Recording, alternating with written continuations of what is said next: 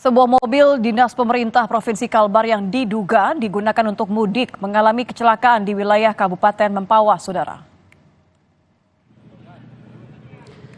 Mobil dinas Pemprov Kalbar ini rusak parah usai mengalami kecelakaan di wilayah Sungai Kunyit, Kabupaten Mempawah.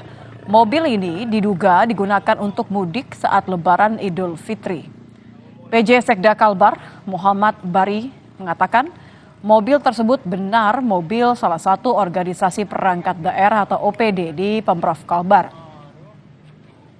Namun masih belum dipastikan OPD mana yang memiliki mobil tersebut. Pemprov Kalbar akan menindak atau memberi sanksi pada pengguna mobil tersebut jika terbukti bersalah. Sementara kan Gubernur sudah mengeluarkan edaran itu nggak dibolehkan. Ya. Tanggapan Pak Sekda gimana? Ya, yang jelas nanti kita OPD yang bersangkutan, OPD-nya nanti kita minta melakukan tindak lebih lanjut terhadap siapa yang bawa. Jelas nanti ini kita akan verifikasi ulang nanti